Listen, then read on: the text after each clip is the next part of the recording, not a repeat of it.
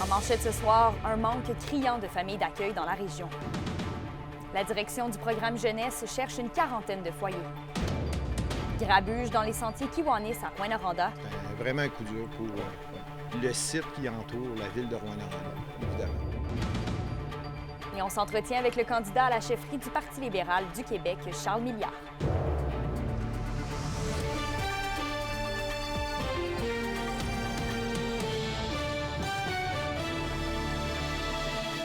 Bon début de soirée, bienvenue au TVA 18h.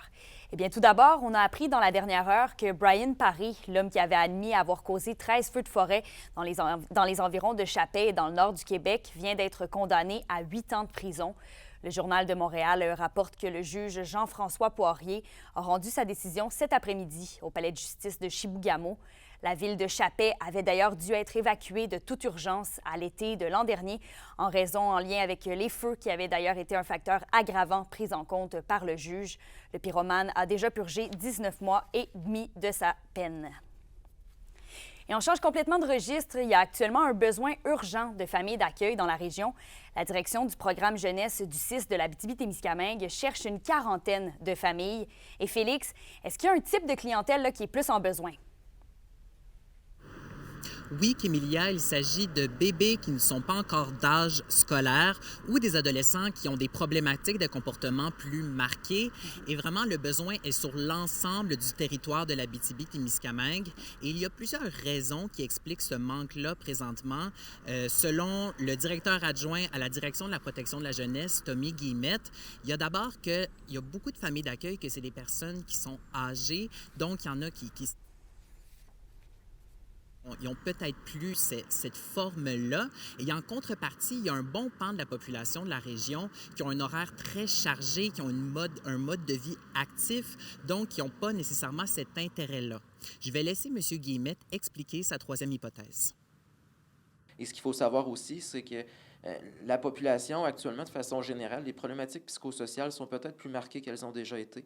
Donc, le fait de faire le choix d'embarquer dans une aventure, d'accueillir un petit ou un grand coco avec des problématiques, bien, c'est de faire le choix d'un investissement et d'un don de soi qui est quand même très important. Donc, c'est pas simplement d'accueillir un enfant à la maison qui tout va bien aller toujours, comme ça pourrait être le cas dans des situations plus faciles. C'est nécessairement de faire le choix d'embarquer puis d'accompagner un enfant dans tout ce que ça peut représenter, autant dans les points forts que dans les difficultés qui peuvent être rencontrées. Et Félix, comment ça se passe sur le terrain là, pour ceux qui sont familles d'accueil, justement? Eh bien, Kémilia, je suis allée à la rencontre de Lucille Rouillard, qui est une famille d'accueil depuis 25 ans. Présentement, elle a 7 enfants à sa charge de 11 à 22 ans. Et ce qu'elle me disait, c'est que, bon, oui, c'est dur. Il y a des jeunes qui ont des troubles d'attachement, entre autres, quand c'est la 4e ou 5e famille dans laquelle où ces jeunes-là séjournent. Et elle me disait aussi que présentement, avec la pénurie de personnel au CISAT, c'est pas toujours évident d'avoir accès à une intervenante.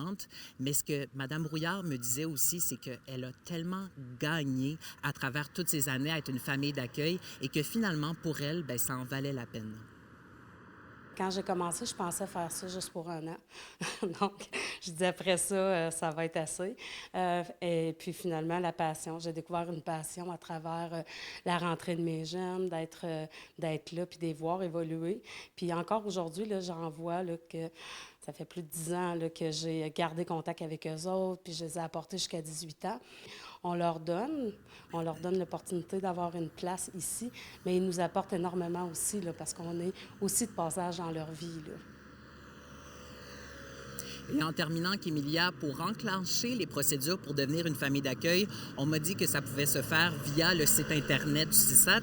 Sinon, on peut toujours se rendre dans un point de service régional. Oui, puis on rappelle là, que le CIS recherche quand même 40 familles d'accueil. Merci, Félix. Je vous en prie. Ensuite, du grabuge a été observé cet été dans les sentiers de raquettes et de ski de fond de Kiwanis, de Rouyn-Noranda, et des bénévoles s'unissent pour dénoncer ce qu'ils qualifient de manque de civisme. Alexandre Cabana les a rencontrés. Des affiches démantibulées, un bâtiment incendié, des centaines d'heures de bénévolat partis en fumée. Ce matin du mois d'août dernier aura été un dur réveil pour le club Kiwanis de Rouyn-Noranda. Aujourd'hui, les bénévoles se remémorent les événements troublants. J'étais en train de réparer un petit pont et j'entendais frapper sur les arbres, j'entendais crier. Donc, je suis parti à la course, je suis venu voir. J'ai juste manqué le type pour ne pas le voir faire sur les lieux, mais il était rendu dans le refuge ici et on ne sait pas ce qu'il aurait fait. Il avait tout ouvert les fenêtres et les armoires, puis j'ai demandé de quitter les lieux. Ce jour-là, un des gîtes aurait été incendié. Plus de 20 000 $ de dommages aux frais, mais surtout au temps du club social. C'est l'appel qui a servi à la démolition, à fracasser les vitres et à briser les pancartes. C'est ça. Ouais, moi, j'évaluais ça entre 200 et 300 heures par année de travail. Là, puis, C'était vraiment un coup dur pour le site qui entoure la ville de Rouyn-Noranda, évidemment. Un aménagement de petits abris, de décorations et d'installations affectueusement mis sur pied par Denis et Denise Lavigne. Les sentiers de raquettes et de ski de fond Kiwanis se veulent un havre de nature à 2 pas du centre-ville de Rouyn-Noranda. Et les désagréments viennent avec, croit Gaétan Vigé, après 3 événements de grabuge majeurs en moins de 10 ans. C'est collé sur le centre-ville, donc ça donne accès à monsieur, madame, tout le monde, comme je disais tantôt. Puis les comptes, bien, on va toujours avoir des gens, une infime partie, qui sont là pour faire des méfaits, malheureusement. Puis on les prend jamais sur le fait, et dommage. On ne peut pas contrôler ça, mais on aimerait ça que les gens y aient un peu plus de civisme. Année après année, le club Kiwanis de Rouyn-Noranda s'implique auprès des jeunes et des écoles. Prendre soin des sentiers est leur fierté. Et ça démontre tout le bénévolat qui se fait au travers de toutes les infrastructures majeures qui se montent autour du lac Noranda. Là. Le club Kiwanis de Rouyn-Noranda va lancer une levée de fonds afin d'aider à rétablir les lieux à leur meilleur. Une première partie des travaux va s'opérer avant l'hiver. Question d'être fin prêt pour la saison du ski de fond et de la raquette. Alexandre Cabana, RNC Nouvelles, à la plage Kiwanis. Donc, on reçoit en studio M. Charles Milliard, candidat à la chefferie du Parti libéral du Québec. Bonjour, M. Milliard. Bonjour. Merci de l'invitation. Bien, merci à vous. Pour commencer, pourquoi c'est important pour vous de venir faire votre tour en Abitibi-Témiscamingue? Bien évidemment, l'Abitibi, c'est une région importante, c'est une région ressource qui est très importante dans la richesse collective au Québec. Vous le savez, vous êtes 2 de la population, mais 10 du PIB national. Alors, je suis venu parler, entre autres, des secteurs de l'industrie qui sont importants ici, le secteur minier, le secteur forestier. J'ai rencontré des entrepreneurs, évidemment, je rencontre des militants, je rencontre des gens des pouvoirs publics et je veux leur expliquer que le Parti libéral du Québec est à la croisée des chemins puis dans un processus de renouveau. Et évidemment, la course à la chefferie, ça va être une belle occasion de parler de ce renouveau-là puis de l'option qu'on devient de plus en plus crédible pour les Québécois. Et oui, justement, parlons-en des enjeux de la région. On vit une immense crise forestière sans précédent, perte d'emplois majeure. Comment vous vous positionnez par rapport à ça? Bien, moi, je veux que ma campagne porte justement sur l'importance des secteurs primaires au Québec. Alors, on parle beaucoup d'intelligence artificielle, de haute technologie, c'est très important, mais la colonne vertébrale du Québec, c'est l'agriculture, c'est le secteur minier, c'est le secteur forestier. Alors moi, j'aimerais que ça revienne sur le dessus de la pile des préoccupations des élus québécois.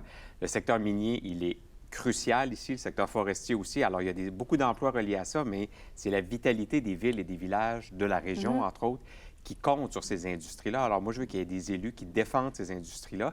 Et ce sont des industries qui sont de plus en plus vertes et de plus en plus innovantes sur la scène internationale. Alors, il faut que le gouvernement soit là pour susciter des investissements verts qui favorisent le développement durable, mais qui favorisent ces industries-là. Et on doit en parler davantage à Québec. Oui, si on se tourne vers le domaine minier, là, on en parle beaucoup récemment de la loi sur les mines. Justement, vous en êtes où par rapport à ça? Alors, le projet de loi 63 vise toujours, j'espère, à avoir plus de stabilité, de transparence et de développement régional. Or, tous les groupes qui sont passés en commission parlementaire pour en parler ont signifié leur désaccord sur le projet de loi. Alors, il y a clairement un problème quand le gouvernement actuel mentionne qu'il va être le gouvernement des régions et le gouvernement du développement économique et de l'Abitibi. Je dois constater que c'est un échec en ce moment. Alors, on doit avoir un préjugé positif pour le développement du secteur minier. Vous savez que si on veut réaliser toutes les ambitions qu'on a dans la filière batterie, ça va prendre 5 fois plus de sites miniers qu'on a en ce moment au Québec. Alors, il va falloir arrêter d'être hypocrite sur la question et de dire de façon honnête, si on a besoin de ces minéraux critiques et stratégiques-là, il va falloir les développer. Puis, le sol en Abitibi, le sous-sol, il est extrêmement riche. 94 des mines au Québec, c'est dans le nord du Québec et en Abitibi. C'est pas dans la vallée du Saint-Laurent. Oui, vous le disiez, M. Milliard, tantôt, beaucoup de partis politiques se disent comme étant le parti des régions. Selon vous, comment votre parti pourrait faire rayonner notre région, répondre aux enjeux, pénurie de main-d'œuvre, besoins criants dans les CPE? Bien, évidemment, plusieurs partis vont se revendiquer de ça. Nous, on se revendique beaucoup d'être le parti de l'économie aussi. Moi, je pense que l'économie, c'est le passeport pour le développement des régions. Si on a une culture davantage positive sur le développement d'entreprises, des petites ou des grandes au Québec, on va avoir une plus grande richesse individuelle comme citoyen, mais collective aussi, pour financer les programmes sociaux au Québec, financer le progrès social. Et le Parti libéral a toujours été associé au Parti de l'économie, mais aussi les plus grands programmes sociaux au Québec, ça vient du Parti libéral. Pensons à l'assurance hospitalisation, l'assurance maladie, le patrimoine familial. Donc, il y a plein de grandes réformes qui émanent aussi du Parti libéral du Québec. Alors, je vous dirais, pour répondre à votre question, vous nous jugerez à nos actes, vous nous jugerez aussi aux plateformes politiques qu'on va développer dans le cadre de la chefferie. Mais moi, je pense, en terminant, qu'une campagne au leadership, ça se gagne sur le terrain et ça fait des années que je me promène partout au Québec et je vais continuer de le faire dans le cadre de la course actuellement. Bien, génial. Merci beaucoup, M. Milliard, et bonne visite dans notre région. Merci pour l'accueil. En habitation maintenant, la Fédération des locataires d'habitation à loyer modique du Québec demande la mise sous tutelle de l'Office d'habitation du Lac-Abitibi. Et c'est en lien avec le nombre d'unités actuellement vides sur le territoire, dont des élus municipaux dénonçaient plus tôt cette semaine. La Fédération dit avoir reçu de nombreuses demandes en lien avec la situation. La Ville de la Sarre avait, quant à elle, envoyé la semaine dernière une lettre au président de l'Office lui demandant d'enclencher un audit sur la gestion de l'organisme. En éducation, la violence envers le personnel de soutien dans les écoles de la province a augmenté de 40 en moyenne au cours des 4 dernières années. C'est ce que dévoilent aujourd'hui des chiffres obtenus par la Fédération du personnel de soutien scolaire affiliée à la CSQ. Dans la région, pour les centres de services scolaires de Rouyn-Noranda, Aricana et Lac-des-Bois, ce sont tout près de 900 cas de violence qui ont été recensés jusqu'à maintenant cette année. La violence de type physique est celle qui est la plus signalée, suivie de celle d'ordre psychologique. La violence, on aurait dû la régler hier. Comprenez l'image que je veux dire? Donc, la prochaine étape, c'est un ministre de l'Éducation qui va rencontrer les fédérations qui représentent les employés, le personnel de l'éducation, qui le vivent au quotidien, la violence. Vos réponses à la question du jour TVA, une présentation de la clinique infirmière Nord-Ouest partout dans la région. Notre équipe peut vous recevoir pour un bilan de santé, une infection, le suivi de maladies chroniques et bien plus. Contactez-nous pour plus d'informations ou visitez notre site Web. Et à la question du jour, on vous demandait « Êtes-vous préoccupé par la hausse de la violence dans les écoles? » Vous avez répondu oui à 100 %.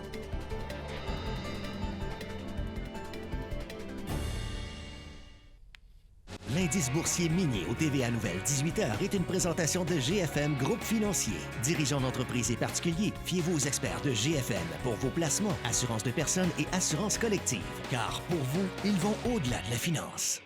Alors bonjour, mon nom est Guy Parent, je suis un des cofondateurs du Festival du cinéma international en Abitibi-Témiscamingue.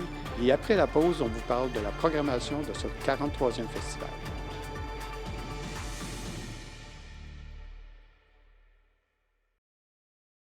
Les SADC de l'Abitibi-Témiscamingue et du nord du Québec vous présentent la bonne nouvelle économique TVA. Hôte de la porte ouverte de l'UPA, la ferme abitibienne de Palmarol, spécialisée en production ovine, offre une gamme de produits, viande, céréales, agneaux en découpe, granules de laine fertilisante. Les investissements majeurs améliorent le confort des agneaux, ventilation, finition, éclairage, et ce, pour le bien-être animal et la qualité des produits. Les SADC, partenaires de l'économie de la région.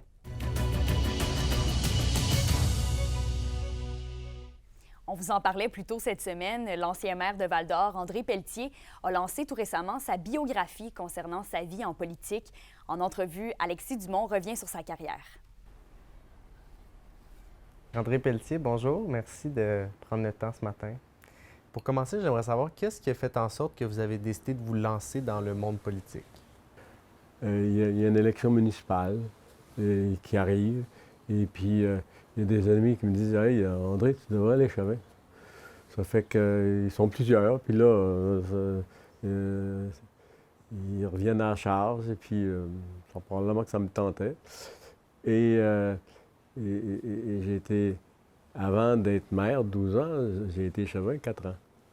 Et c'est de même qu'a commencé mon apprentissage. Puis comment vous conciliez le travail que vous aviez et votre famille? Parce que c'était quelque chose qui était important pour vous. Est-ce que vous arriviez à avoir un équilibre parfait qui vous satisfaisait pleinement? la famille, c'est mon épouse, Élise, qui a vraiment bâti cette famille-là. Moi, j'étais chez nous, des fois tard en soirée, mais les fins de semaine, j'étais pas mal toujours chez nous.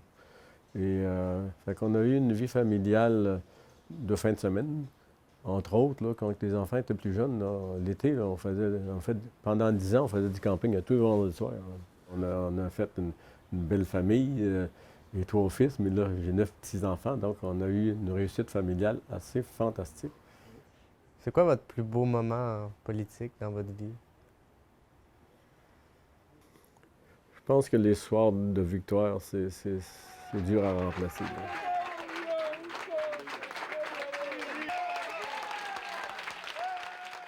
Les élections comme député ont été faciles quand même, mais au début, là, je ne le sentais pas de la même manière. Surtout c'était la première fois aussi, vous ne saviez pas à quoi vous attendre. La première fois, je ne savais pas à quoi m'attendre. Puis la deuxième fois, on m'avait mis un gros candidat contre moi.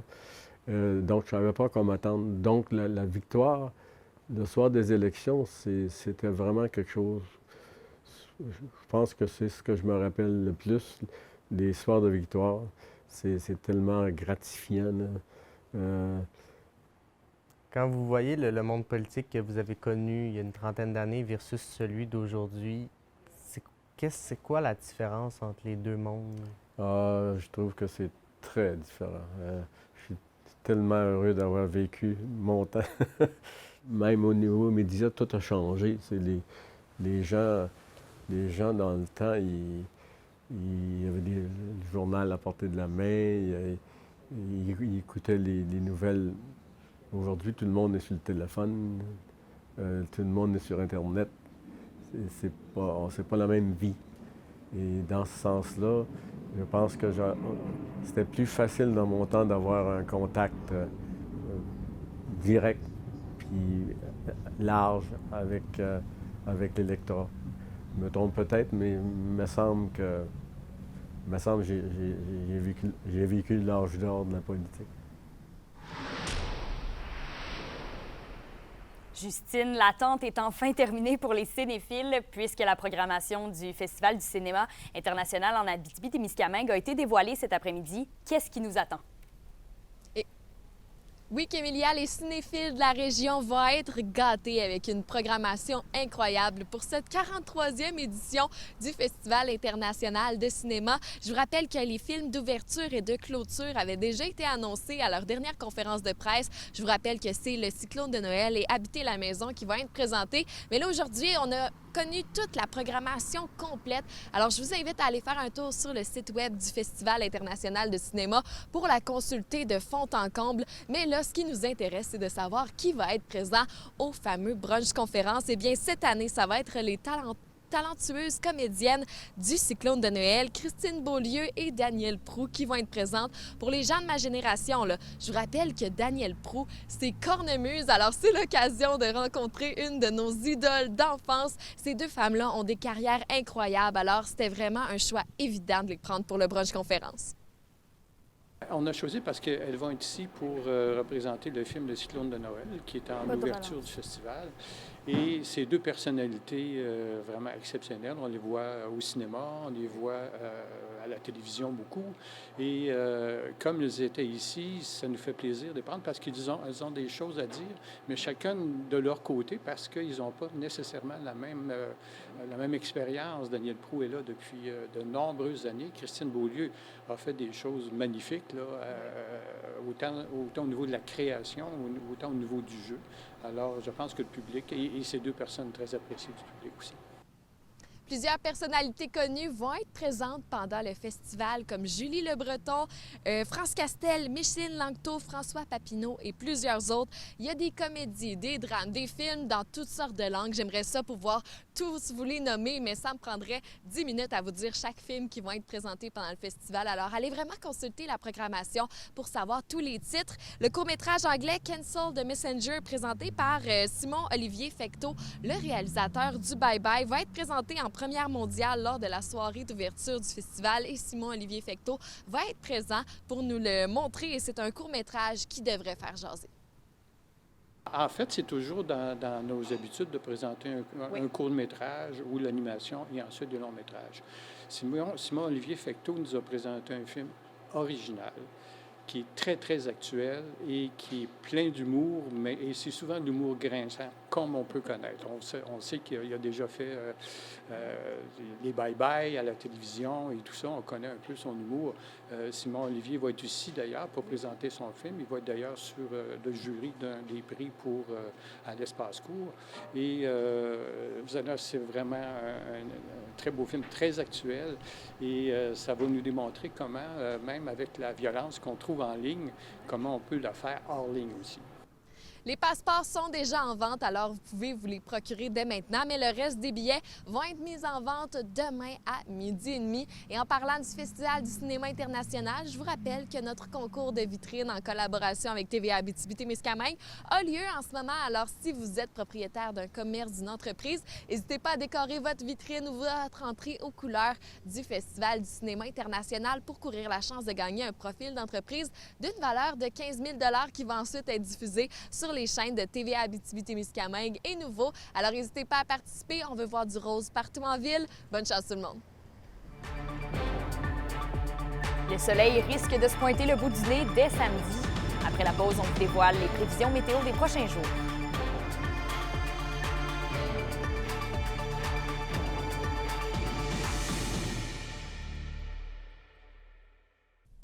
Les sports vous sont présentés par Thibaut Géant, votre concessionnaire de confiance à Rouyn-Noranda, là où qualité et choix se rencontrent. Le championnat régional de cross-country se déroule demain à Palmarol. L'événement sportif va rassembler tout près de 250 élèves athlètes qui proviennent des 5 centres de services scolaires de la région. On leur souhaite bonne chance.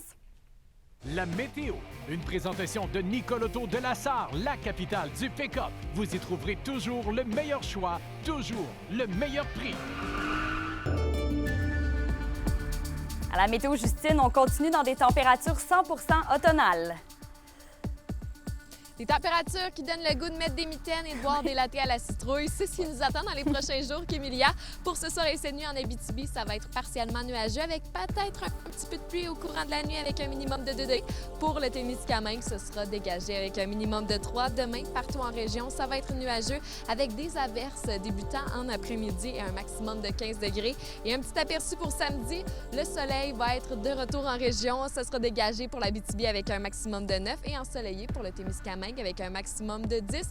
Ça va être nuageux demain, mais profitez bien de la journée de samedi pour prendre un petit peu de vitamine D avec le soleil. Oui, bonne idée. Merci, Justine. Donc voilà, c'est complet pour le bulletin. Je vous souhaite un beau jeudi soir. À demain.